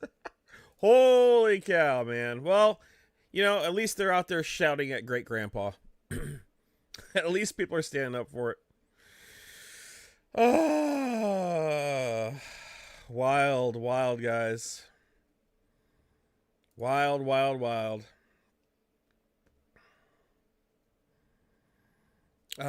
What are we going to purge all this out with and laugh about? Yep, we'll go here. We'll go here. Oh, even this fool right here, dog. Who's this fool? Fool looks like he's net banging right now, homie. Net banging in public? That's a brave vato right there. Never But seen that. maybe not that brave because he's on the internet. See? Hey, homeboy. Hey, what's cracking, fool? You net banging right now or what? I don't net bang. You're not net banging. What the fuck is that then, homie? Hey, this fool got that stress boy y todo. Hey, Yes, hit on phones right now. I don't let you see fool succeed. Hey. I'm telling you, I do not net bang. Oh yeah, homie? Sock check. Guess it. Ooh, what's up with the sock check, homie? Fucking Sock check, fool. The higher the sock, the downer the fool. Oh, I like to let my ankles breathe. My ankles went topless, totally nude. We've got Wi-Fi right here, homie. How the fuck you doing? What are you doing? I probably one of those hotspot fools, homie. I heard about these. I don't net bang. All right, let me see where you're working on then, homie. I'm writing the email. Oh, yeah? To who?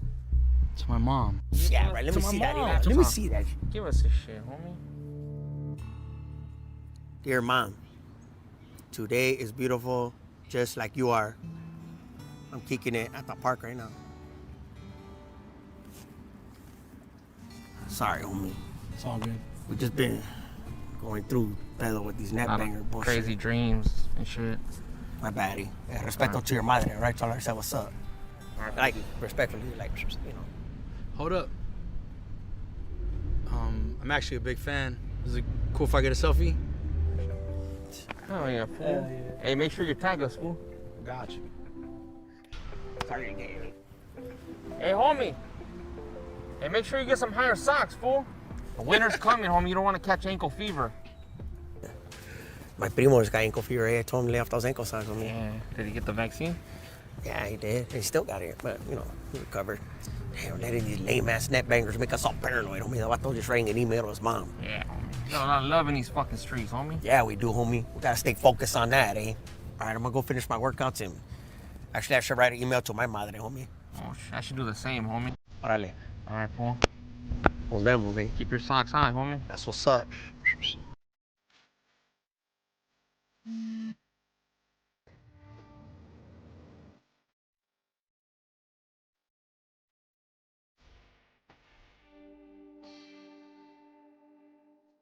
Not funny on the internet, not funny in person.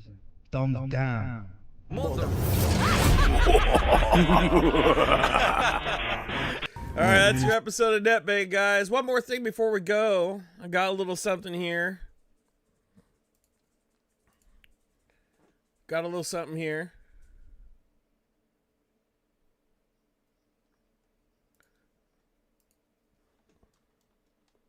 See if I can pull this over without getting it weird. Clippy, clippy. BB's 83-year-old mom made a homemade sign when she goes out and protests.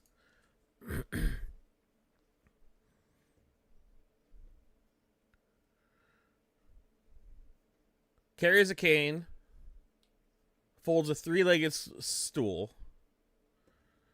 I feel like if BB's 83-year-old mom can make a sign and go out and protest, everybody can. At some point, we all have to. Or at least cover it. Go out there, grab some video, throw it on social media like I've been doing. Sorry. And go out and show support for democracy. Or whatever it is. I challenge everybody to, at some point here in the near future, go out and find a group, maybe a Ukrainian rally, meet some new people, and go out and show support, or go protest, get into some, what did Booker call it? Some good trouble? Good trouble? Within our legal boundaries. Stay legal. Stay legal. But we all got to go out there and put in a little bit of effort. And that's all I got for you guys today. That's it. I hope you guys enjoyed the stream. I'm going to hit you out with my new creation. And then, yeah, we'll go from there. I'm thinking about doing a video game stream later. Back in the day, she got arrested while protesting Bush hanging Chad's scam. That's funny. Hey, Canty. Yeah, what's up? I might do a video game stream later. I feel like playing some DayZ really bad. I haven't played in a few weeks, so I just haven't had time.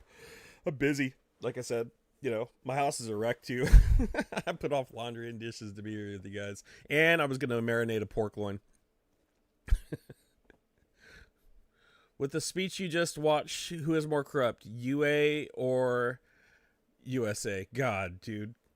No comparison. This is...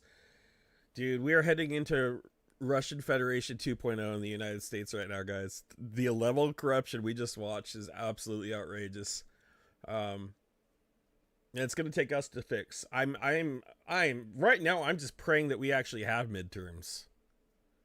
Right? And a fair and honest election, and AI doesn't interfere, or some wonky shit doesn't happen in the meantime, and we can just make it there. And if my prediction's correct and that actually does happen, then what we're going to see is we're going to see more social programs getting introduced from the Trump administration leading up to the midterms to soften the blow of the corruption that he's doing. So take it away, make a bunch of money, and then we just throw a crumb at you. Here's some crumbs. Like us. Feeding the ducks, right? Here. Quack, quack, quack. That's what I expect to happen. But you never know. You never know. One way you can know is to keep joining here, guys. Make sure to like and subscribe. One more time also, before I go, I want to throw in a plug for Paige. Paige in Kansas is headed back. I had the most amazing time, amazing interview with her. She's headed back to Ukraine. Here is the website. It's pinned in the chat. If you guys want to make a monthly or a one-time donation, she's headed back very soon. Amazon wish list. She has a wish list. Did I take that info down?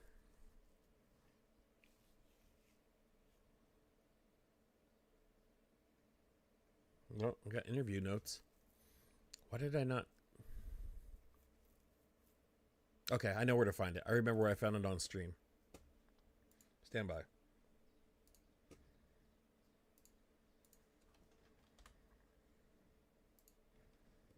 Stand by. Stand by. Stand by. Copy link address. She also has an Amazon wish list, which is closing in like a few days. There is the Amazon wish list. Yes. Yes. Pulling up the wish list.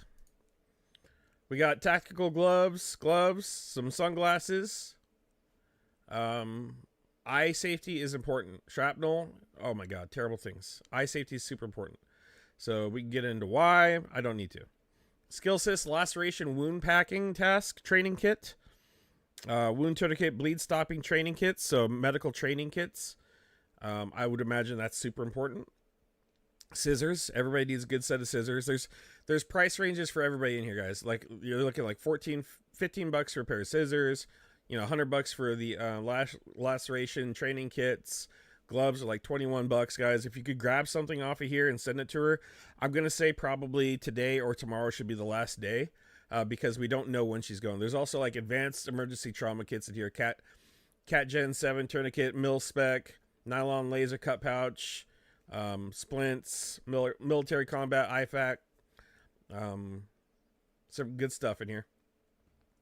Tourniquets, more glasses, but there's price ranges for anybody. There's $10. Here, Amazon Basic Care for first aid ointment. You want to buy some antibiotic ointment, and send it to the troops. So I would say, I would make it very, okay, there you go. That, wish list right there. I would say, if you're going to do the Amazon wish list, do it now or do it tomorrow.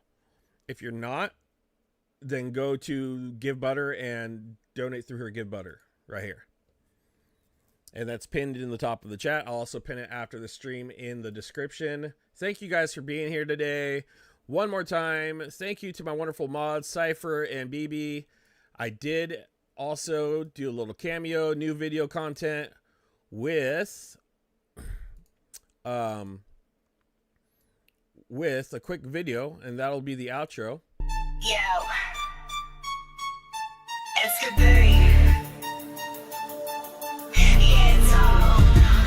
They call me BB, but these ain't no double B's. My bomb's going off, gonna bring it to your knees. Have you begging, darling, please? Have you can't get none of these? My Felina gets more scratched than you fellas with some fleas. Sliding through the city looking clean, off the radar can't be seen. Bringing rides to the front for the homies dressed in green. Outfitting the whole crew, from the helmet to the shoe. Vipers dripped and equipped in the 422.